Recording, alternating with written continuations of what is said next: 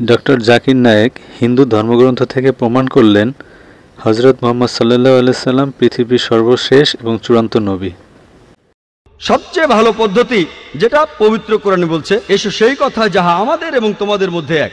আসুন আমরা দেখি যে পৃথিবীর বিভিন্ন প্রধান প্রধান ধর্মগ্রন্থগুলোতে আমাদের নবীজি মুহাম্মদ সম্পর্কে কি বলা হয়েছে। তাহলে এই অমুসলিমরা যদি বিশ্বাস করে এই ধর্মগ্রন্থগুলো যেটা তাদের ধর্মের, যদি সেই ধর্মগ্রন্থে উল্লেখ থাকে, যদি তারা মনে করে যে এটা আল্লাহর বাণী, তাহলে সেই ধর্মগ্রন্থের কথাগুলোও তাদের মানতে হবে। আসুন প্রথমেই আমরা দেখি হিন্দু ধর্মগ্রন্থগুলোতে নবী মুহাম্মদ সাল্লাল্লাহু আলাইহি সাল্লাম সম্পর্কে কি বলা হয়েছে। ভবিষ্য পুরাণে উল্লেখ করা আছে 3য় পর্ব 3য় খণ্ড 3য় অধ্যায়ের 5 থেকে 8 অনুচ্ছেদে যে একজন ম্লেচ্ছ আসবেন তার সঙ্গীদের সাথে নিয়ে মরুভূমি থেকে। তার নাম হবে মুহাম্মদ সাল্লাল্লাহু আলাইহি সাল্লাম।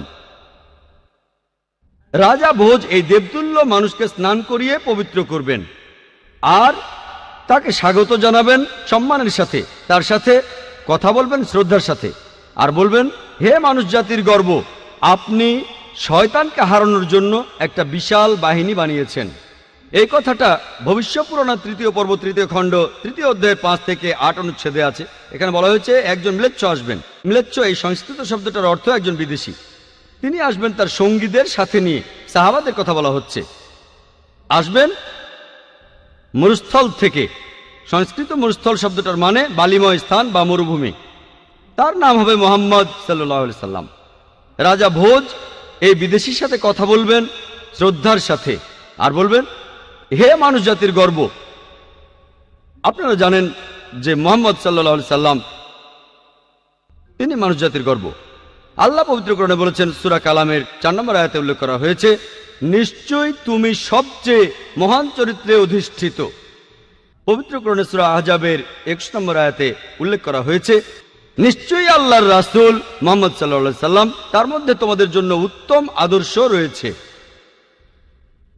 কুরআন আরো বলছে যে সেই লোক তার বাহিনী নিয়ে শয়তানের বিরুদ্ধে যুদ্ধ করবে। আমরা জানি আমাদের প্রিয় নবীজি এই কাজটা করেছিলেন। এই ভবিষ্যৎবাণী একেবারে স্পষ্ট করেই বলছে মুহাম্মদ সাল্লাল্লাহু আলাইহি সাল্লামের কথা। কিছু মানুষ বলতে পারে এখানে যে ভোজ রাজার কথা বলা আছে তিনি ছিলেন 11 শতাব্দীতে, মুহাম্মদ সাল্লাল্লাহু আলাইহি ওয়াসাল্লামের জন্মেরও 500 বছর পরে, আর এই ভোজ রাজা ছিলেন রাজা শিলাবাহন এর 10ম বংশধর। এই মানুষগুলো এটা বুঝতে পারে না যে মিশরের সম্রাটদের পদবীর মতো তারা রাজাদের টাইটেল দিত ফারাও। অতীতে অনেক ফারাও ছিল, মাত্র একজন ফারাও ছিল না। তারপরে দেখেন রোমের সম্রাটদের তাদের পদবী ছিল সিজার। সিজার একজন ছিল না, অনেক সিজার ছিলেন। একইভাবে ইন্ডিয়ার রাজা তাদের টাইটেল ছিল ভোজ। তাহলে ভোজ নামে একজন রাজা ছিলেন না, অনেক রাজাই ছিলেন। এই ভোজ রাজা ইনি কিন্তু 11 শতাব্দীর ভোজ রাজা নন, ইনি তারও অনেক আগে রাজত্ব করেছিলেন। এরপর ভবিষ্য পুরাণে বলা হয়েছে 3য় পর্ব 3য় খণ্ড 3য় অধ্যায়ের 10 থেকে 27 অনুচ্ছেদে আছে, ম্লেচ্ছদের বসবাসের স্থান নষ্ট হয়ে গেছে। এখানে যে শত্রুরা আগে রাজত্ব করত, এখন সেখানে এসেছে আরো শক্তিশালী শত্রু। আমি একজন মানুষকে পাঠাবো যার নাম হবে মুহাম্মদ সাল্লাল্লাহু আলাইহি সাল্লাম। মানুষকে পরিচালিত করবেন সরল পথে। হে রাজা ভোজ, তুমি পিশাচদের রাজ্যে কখনোই যাবে না, কারণ আমি আমার দয়া দিয়েই তোমাকে পবিত্র করব। তারপর দেবতুল্য একজন মানুষ ভোজ রাজার কাছে আসলো, তারপর বলল যে আর্য ধর্ম এই পৃথিবীতে প্রতিষ্ঠিত হবে। এটা হবে ঈশ্বর পরমাত্মার আদেশে। আমার অনুসারীদের খাতনা দেওয়া থাকবে, তাদের মাথার পেছনে কোনো টিকি থাকবে না, তারা মুখে দাড়ি রাখবে, তারা একটা বিপ্লব করবে, তারা প্রার্থনার জন্য আহ্বান করবে, তারা সব হালাল খাবার খাবে, তারা বিভিন্ন পশুর মাংস খাবে, তবে এই লোকগুলো শূকরের মাংস খাবে না। তারা লতাপাতার মাধ্যমে নিজেদের পবিত্র করবে না, নিজেদের পবিত্র করবে যুদ্ধের মাধ্যমে। তাদের সম্প্রদায়কে বলা হবে মুসলমান। এই ভবিষ্যৎবাণী আর কারো কথা বলছে না, বলছে সর্বশেষ নবী মুহাম্মদ সাল্লাল্লাহু আলাইহি সাল্লামের কথা। বলা আছে আমার অনুসারী তারাই হবে যে লোকদের খতনা দেওয়া থাকবে। আমরা জানি মুসলিমরা খতনা করে, তাদের মাথার পেছনে টিকি থাকবে না, অনেকে এটাকে বলে সিন্ডি, তাদের মুখে দাড়ি থাকবে। তারা একটা বিপ্লব করবে, তারা প্রার্থনার জন্য আহ্বান করবে। আজানের কথা বলা হচ্ছে, মুসলিমরা আজান দেয়। তারা সব হালাল খাবার খাবে, বিভিন্ন প্রাণীর মাংস খাবে, তবে তারা শূকরের মাংস খাবে না। আল্লাহ পবিত্র কোরআনে সব মিলিয়ে 4 জায়গায় বলেছেন। সূরা বাকারার 173 নম্বর আয়াতে উল্লেখ আছে, সূরা মাইদার 3 নম্বর আয়াতে উল্লেখ আছে, সূরা আনামের 145 নম্বর আয়াতে উল্লেখ আছে এবং সূরা নাহালের 115 নম্বর আয়াতে উল্লেখ করা আছে, হুররিমাত আলাইকুম মাইতাতু ওয়াদ-দামু ওয়া লাহমুল খিনজির ওয়া মা উহিল্লা লিগাইরিল্লাহ বি। তোমাদের জন্য হারাম করা হয়েছে মৃত জন্তু, রক্ত, শূকর মাংস খাওয়া এবং যে পশু জবাইকালে আল্লাহ ব্যতীত অন্য কারো নাম নেওয়া হয়েছে। যেহেতু পবিত্র কোরআনে বেশ কয়েকবার এই কথা বলা হয়েছে যে শূকরের মাংস খাওয়া হারাম, মুসলিমরা আমরা শূকর খাই না। ভবিষ্যৎবাণীটা আরো বলছে যে তারা লতাপাতার মাধ্যমে পবিত্র হবে না, তারা পবিত্র হবে যুদ্ধের মাধ্যমে, আর তাদেরকে ডাকা হবে মুসলমান বলে। এই ভবিষ্যৎবাণীটা পরিষ্কারভাবেই বলছে সর্বশেষ এবং চূড়ান্ত নবী মুহাম্মদ সাল্লাল্লাহু আলাইহি সাল্লাম সম্পর্কে। এরপরে ভবিষ্য পুরাণে আরো উল্লেখ করা আছে, 3য় পর্ব 1ম খণ্ড 3য় অধ্যায়ের 21 থেকে 23 অনুচ্ছেদে বলা হয়েছে যে 7টা পবিত্র শহর কাশীতে, সেগুলো ভরে গেছে দুর্নীতিতে আর রাক্ষসে। সেই সময়ে ম্লেচ্ছদের দেশে ম্লেচ্ছ ধর্মের অনুসারী যারা আছে তারা ভালো মানুষ, তাদের মধ্যে সব ভালো গুণই আছে। আর এই দেশে দেখো সব ধরনের পাপই বিদ্যমান আছে। হে ঋষি, তোমার প্রভুর নামকে সমুন্নত রেখো। এখানে আসলে বলা হচ্ছে মুহাম্মদ সাল্লাল্লাহু আলাইহি সাল্লামের কথা, তার অনুসারীদের কথা। মুহাম্মদ সাল্লাল্লাহু আলাইহি সাল্লামের কথা বেদেও ভবিষ্যৎবাণী করা হয়েছে। অথর্ব বেদে বলা হয়েছে 20 নম্বর গ্রন্থে 127 নম্বর অনুচ্ছেদের 1 থেকে 14 নম্বর মন্ত্র, এটাকে বলা হয় কুন্টাক সুক্তাস। কুন্টাক অর্থ পেটের ভিতর লুকানো গ্রন্থি। তার মানে এই মন্ত্রগুলোর যে অর্থ সেটা লুকানো আছে, আপনারা পরে এগুলো সম্পর্কে জানতে পারবেন। কুন্টাকের আরো একটা অর্থ দুর্দশা থেকে মুক্ত, আরেকটা অর্থ শান্তি, আর ইসলামেরও একই অর্থ। এর আরেকটা অর্থ হলো পৃথিবীর কেন্দ্র। আমরা জানি যে মক্কা শহরটা পৃথিবীর কেন্দ্র। আল্লাহ পবিত্র কোরআনে বলেছেন, সূরা ইমরানের 96 নম্বর আয়াতে উল্লেখ করা হয়েছে, মানুষ জাতির জন্য প্রথম ঘর বানানো হয়েছিল বাক্কায়। এটা মক্কার আরেকটা নাম। আমি এখানে 14টা মন্ত্রের সবগুলো বলার সময় পাবো না, এখন আপনাদের সামনে সংক্ষেপে 4টা মন্ত্র বলবো। অথর্ববেদ 20 নম্বর গ্রন্থে 127 নম্বর অনুচ্ছেদের 1 নম্বর মন্ত্র বলছে, তিনি হলেন নরসাংসা, তিনি হলেন কাওরামা, যাকে রক্ষা করা হয়েছে 60,090 জন শত্রুর কবল থেকে। 2 নম্বর মন্ত্র বলছে, তিনি একজন উটে চড়া ঋষি। 3 নম্বর মন্ত্র বলছে, তিনি হলেন মামা ঋষি। 4 নম্বর মন্ত্র বলছে, তিনি হলেন বৈষ্ণবী রেব। 1 নম্বর মন্ত্র বলছে, তিনি হলেন নরসাংসা। নর সংস্কৃত শব্দটার অর্থ একজন মানুষ, একজন ব্যক্তি। সাংসা মানে প্রশংসা, প্রশংসনীয়, যে মানুষটা প্রশংসনীয়। আর আরবি শব্দ মোহাম্মদের অর্থ ঠিক সেটাই, প্রশংসনীয়। এটাই ছিল সর্বশেষ ও চূড়ান্ত নবী রাসূলুল্লাহ সাল্লাল্লাহু আলাইহি ওয়াসাল্লামের নাম। এরপরে বলা হয়েছে তিনি হলেন কাওরামা। কাওরামা শব্দটার আরেকটা অর্থ হলো শান্তির রাজপুত্র। আর আমাদের নবীজি সাল্লাল্লাহু আলাইহি সাল্লাম শান্তির রাজপুত্রই ছিলেন। এর আরেকটা অর্থ হলো অভিবাসী। আমরা জানি নবীজি সাল্লাল্লাহু আলাইহি সাল্লাম মক্কা থেকে মদিনায় হিজরত করেছিলেন, তিনি অভিবাসী ছিলেন। এরপরে বলা হয়েছে তাকে রক্ষা করা হয়েছে 60,090 জন শত্রুর কবল থেকে। আমরা জানি সে সময় মক্কায় যেসব লোক নবীজি সাল্লাল্লাহু আলাইহি সাল্লামের বিরুদ্ধে ছিলেন তাদের সংখ্যা ছিল প্রায় 60,000। 2 নম্বর মন্ত্র বলছে, তিনি হবেন একজন উটে চড়া ঋষি। কোন ইন্ডিয়ান ঋষি অথবা ব্রাহ্মণ কখনোই উটের পিঠে চড়বেন না, কারণ উটে চড়া ব্রাহ্মণদের জন্য নিষিদ্ধ। মনুস্মৃতিতে উল্লেখ করা হয়েছে 11 নম্বর অধ্যায়ের 202 নম্বর অনুচ্ছেদে যে একজন ব্রাহ্মণ কোনো উট বা গাধার পিঠে চড়তে পারবেন না। সেজন্য ইনি হবেন এমন কেউ যিনি বিদেশি। 3 নম্বর মন্ত্র বলছে তিনি মামা ঋষি বা মহাঋষি। মামা, কেউ বলে থাকে মোহাম্মদ, কেউ বলে মহান ঋষি। 4 নম্বর মন্ত্র বলছে তিনি হলেন রেব। রেব অর্থ যে প্রশংসা করে। আমাদের নবীজি সাল্লাল্লাহু আলাইহি সাল্লামের আরেকটা নাম হলো আহমদ। অথর্ববেদে মুহাম্মদ সাল্লাল্লাহু আলাইহি সাল্লাম সম্পর্কে আরো ভবিষ্যৎবাণী আছে। 20 নম্বর গ্রন্থে 21 নম্বর অনুচ্ছেদের 6 নম্বর মন্ত্র বলা হয়েছে, এখানে আহজাবের যুদ্ধের কথা বলা হয়েছে। আহজাবের যুদ্ধ এখানে বলা হয়েছে যে এই ঋষিকে রক্ষা করা হবে 10,000 শত্রুর কবল থেকে, আর তিনি এই যুদ্ধে বিজয়ী হবেন লড়াই না করেই। তিনি একজন কারু। এখন সংস্কৃত শব্দ কারু অর্থাৎ যে ব্যক্তি প্রশংসা করে, আরবি করলে যেটা হবে আহম্মদ, যেটা আমাদের নবীজির আরেকটা নাম। বলা হয়েছে তিনি লড়াই না করেই এই যুদ্ধে জিতবেন, অর্থাৎ আহজাবের যুদ্ধের কথা, যেখানে লড়াই না করেই মুসলিমরা জিতেছিল। আমরা জানি যে সেই যুদ্ধে শত্রুপক্ষের লোকজন ছিল প্রায় 10,000।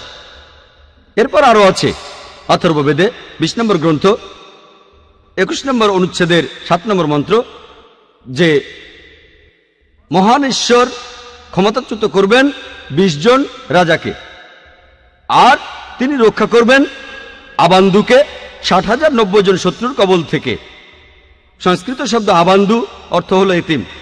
এই আবান্দু শব্দটার আরেকটা অর্থ হচ্ছে প্রশংসনীয়। আমাদের নবীজি সাল্লাল্লাহু আলাইহি সাল্লামের নাম মুহাম্মদ, এটার অর্থ হচ্ছে প্রশংসনীয়। তাহলে আবান্দু শব্দটার আরবি করলে হবে মুহাম্মদ সাল্লাল্লাহু আলাইহি সাল্লাম। বলা হয়েছে ঈশ্বর ক্ষমতাচ্যুত করবেন 20 জন রাজাকে। আর আমরা জানি যে তখনকার দিনে আনুমানিকভাবে মক্কাতে 20টা আলাদা গোত্র ছিল। মুহাম্মদ সাল্লাল্লাহু আলাইহি সাল্লাম সবাইকে জিতে নিয়েছিলেন। আর সে সময় যারা নবীজি সাল্লাল্লাহু আলাইহি সাল্লামের সাথে বিরোধিতা করেছিল তাদের সংখ্যা ছিল প্রায় 60,000। এই একই ভবিষ্যৎবাণীটা ঋগ্বেদেও করা হয়েছে 1 নম্বর গ্রন্থ 53 নম্বর অনুচ্ছেদের 9 নম্বর মন্ত্রে। তবে এখানে তাকে বলা হয়েছে যে সুশ্রামা। সুশ্রামা শব্দটার অর্থ যে ব্যক্তি প্রশংসনীয়, যেটা আমাদের নবীজির নামের অর্থ। নবীজির কথা ভবিষ্যৎবাণী করছে অগ্নি 64 নম্বর মন্ত্র। এখানে বলা হয়েছে যে এই ঋষি তিনি তার মায়ের দুধ পান করবেন না, তিনি মায়ের বুকের দুধ পান করবেন না। আমরা জানি যে নবীজি সাল্লাল্লাহু আলাইহি সাল্লাম তিনি মায়ের দুধ পান করেননি। আর বিবি হালিমা রাদিয়াল্লাহু আনহা তিনি ছিলেন নবীজি সাল্লাল্লাহু আলাইহি সাল্লামের দাইমা। এছাড়াও নবীজি সাল্লাল্লাহু আলাইহি সাল্লামকে বলা হয়েছে আহম্মদ, যিনি প্রশংসা করেন।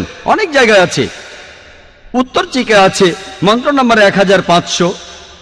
এরপর ইন্দ্র 2 নম্বর অধ্যায়ের 152 নম্বর মন্ত্রে, যজুর্বেদের 31 নম্বর অধ্যায়ের 18 নম্বর অনুচ্ছেদে, ঋগ্বেদে 8 নম্বর গ্রন্থ 6 নম্বর অনুচ্ছেদের 10 নম্বর মন্ত্রে, অথর্ববেদে 8 নম্বর গ্রন্থ 5 নম্বর অনুচ্ছেদের 16 নম্বর মন্ত্রে, অথর্ববেদে 20 নম্বর গ্রন্থ 126 নম্বর অনুচ্ছেদের 14 নম্বর মন্ত্রে আছে। নবীজি মুহাম্মদ সাল্লাল্লাহু আলাইহি সাল্লামকে আহমেদ বলে ডাকার পাশাপাশি অনেক জায়গায় তাকে আরেকটা নামে ডাকা হয়েছে, সেটা নরসাংসা। আমি একথা আগেও বলেছি, নরসাংসা শব্দটার প্রথম অংশ নর, যার অর্থ একজন মানুষ বা ব্যক্তি, আর সাংসা এটার মূল শব্দ হলো প্রশংসা, যার অর্থ হচ্ছে যে মানুষটা প্রশংসনীয়। তাহলে নবীজি মুহাম্মদ সাল্লাল্লাহু আলাইহি সাল্লামকে নরসাংসা অর্থাৎ মোহাম্মদ বলে হিন্দু বিভিন্ন ধর্মগ্রন্থের অনেক জায়গায় উল্লেখ করা হয়েছে। ঋগ্বেদে 1 নম্বর গ্রন্থ 13 নম্বর অনুচ্ছেদের 3 নম্বর মন্ত্রে, ঋগ্বেদের 1 নম্বর গ্রন্থ 18 নম্বর অনুচ্ছেদের 9 নম্বর মন্ত্রে, ঋগ্বেদের 1 নম্বর গ্রন্থ 106 নম্বর অনুচ্ছেদের 4 নম্বর মন্ত্রে, ঋগ্বেদে 1 নম্বর গ্রন্থ 142 নম্বর অনুচ্ছেদের 3 নম্বর মন্ত্রে, ঋগ্বেদে 2 নম্বর গ্রন্থ 3 নম্বর অনুচ্ছেদের 2 নম্বর মন্ত্রে, ঋগ্বেদে 5 নম্বর গ্রন্থ 5 নম্বর অনুচ্ছেদের 2 নম্বর মন্ত্রে, ঋগ্বেদে 7 নম্বর গ্রন্থ 2য় অনুচ্ছেদের 2য় মন্ত্রে, ঋগ্বেদে 10 নম্বর গ্রন্থ 64 নম্বর অনুচ্ছেদের 3 নম্বর মন্ত্রে, ঋগ্বেদে 10 নম্বর গ্রন্থ 182 নম্বর অনুচ্ছেদের 2 নম্বর মন্ত্রে, যজুর্বেদে 20 নম্বর অধ্যায়ের 37 অনুচ্ছেদে, যজুর্বেদে 20 নম্বর অধ্যায়ের 57 অনুচ্ছেদে, যজুর্বেদের 21 অধ্যায়ের 31 অনুচ্ছেদে, যজুর্বেদের 21 অধ্যায়ের 55 অনুচ্ছেদে, যজুর্বেদের 28 অধ্যায়ের 2 অনুচ্ছেদে, যজুর্বেদের 28 অধ্যায়ের 19 অনুচ্ছেদে, যজুর্বেদে 28 অধ্যায়ের 42 নম্বর অনুচ্ছেদে। এভাবে সারাদিন শুধু রেফারেন্সই দিয়ে যেতে পারেন যে হিন্দু ধর্মগ্রন্থে এই সব জায়গায় আমাদের নবীজির নাম উল্লেখ করা হয়েছে। হাতে সময় কম না হলে শুধু হিন্দু ধর্মগ্রন্থে মুহাম্মদ সাল্লাল্লাহু আলাইহি সাল্লামের বর্ণনা নিয়ে একটা লেকচার দেওয়া যেত। যেহেতু হাতে সময় কম, তাই আর একটা ভবিষ্যৎবাণীর কথা বলবো হিন্দু ধর্মগ্রন্থে মুহাম্মদ সাল্লাল্লাহু আলাইহি সাল্লামের বর্ণনা নিয়ে, যেটা হলো কল্কি অবতার। এটার উল্লেখ আছে ভগবত পুরাণায় 12 নম্বর খণ্ড 2য় অধ্যায়ের 18 থেকে 20 নম্বর অনুচ্ছেদে। বলা হয়েছে যে বিষ্ণু ইয়াস নামে একজনের ঘরে, যে মহৎ হৃদয়ের ব্রাহ্মণ, যে শাম্বালা নামের একটা গ্রামের প্রধান, তার ঘরে জন্মাবে কল্কি।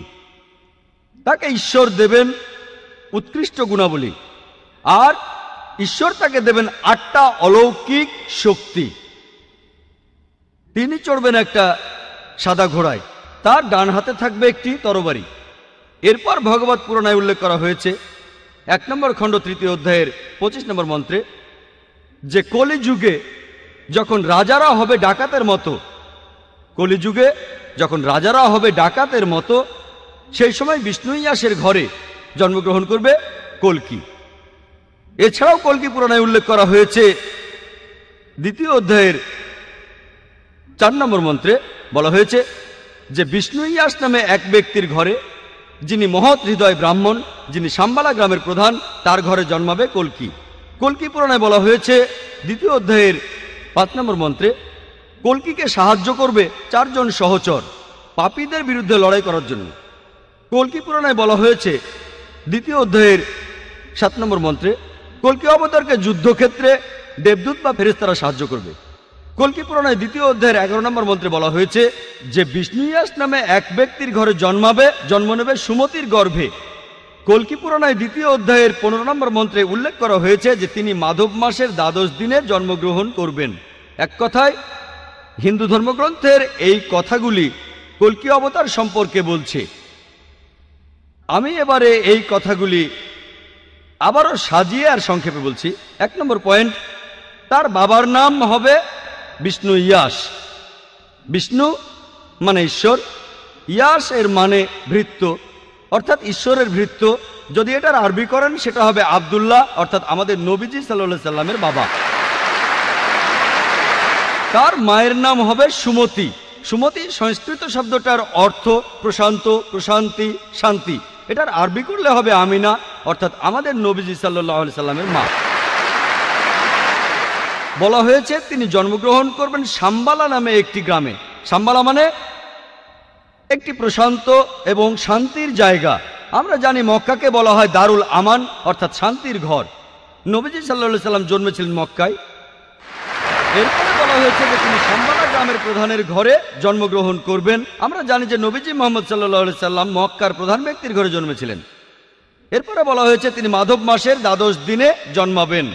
আমরা জানি যে মুহাম্মদ সাল্লাল্লাহু আলাইহি সাল্লাম রবিউল আউয়াল মাসের 12 তারিখে জন্মেছিলেন। আরও বলা হয়েছে যে তিনি হবেন শেষ ঋষি, শেষ নবী, অন্তিম ঋষি। আমরা জানি পবিত্র কোরআনে সূরা আহজাবের 40 নম্বর আয়াতে উল্লেখ করা হয়েছে, মা কানা মুহাম্মাদুন আবা আহাদিম মির রিজালিকুম ওয়ালাকি রাসূলুল্লাহ ওয়া খাতামুন নবিয়্যিন ওয়া কানা আল্লাহু বিকুল্লি শাইইন আলিমা। মুহাম্মদ সাল্লাল্লাহু আলাইহি সাল্লাম তোমাদের মধ্যে কোনো পুরুষের পিতা নয়, তবে তিনি আল্লাহর প্রেরিত রাসূল এবং তিনি নবুয়তের সিলমোহর। নিশ্চয়ই আল্লাহ সব বিষয় সম্পর্কে জানেন। তাহলে কোরআন বলছে যে নবীজি সাল্লাল্লাহু আলাইহি সাল্লাম হলেন সর্বশেষ রাসূল। এরপরে বলা হয়েছে যে এই ঋষি, এই কল্কি অবতার, তিনি তার জ্ঞান পাবেন, আলোকপ্রাপ্ত হবেন প্রথমবার সেটা রাতের বেলায় একটা গুহার ভেতরে। তারপরে তিনি উত্তর দিকে রওনা দিয়ে ফিরে আসবেন। আমরা জানি মুহাম্মদ সাল্লাল্লাহু আলাইহি সাল্লাম প্রথম ওহী তিনি পেয়েছিলেন রাতের বেলায় হেরা গুহায় জবলে নূরে। আর পবিত্র কোরআনের সূরা দুখানে 2 ও 3 নম্বর আয়াতে উল্লেখ করা হয়েছে। এছাড়াও সূরা কদরের 1 নম্বর আয়াতে উল্লেখ করা হয়েছে, ইন্না আনজালনাহু ফি লাইলাতিল কদর, নিশ্চয়ই আমি অবতীর্ণ করেছি কোরআন এই মহামান্বিত রাতে। আমরা জানি মুহাম্মদ সাল্লাল্লাহু আলাইহি সাল্লাম মদিনায় হিজরত করেছিলেন, যেটা ছিল মক্কা শহরের উত্তর দিকে, তারপর আবার মক্কায় ফিরে আসেন। আরো বলা হয়েছে যে ঈশ্বর তাকে দেবেন অতি উৎকৃষ্ট গুণাবলী। বলা হয়েছে যে তিনি 8টা অলৌকিক শক্তি পাবেন। এই 8টা অলৌকিক শক্তি হচ্ছে হিন্দু ধর্মগ্রন্থ অনুযায়ী জ্ঞান, আত্মসংযম, জ্ঞান বিতরণ, অভিজাত বংশ পরিচয়, সাহসিকতা, কম কথা বলা,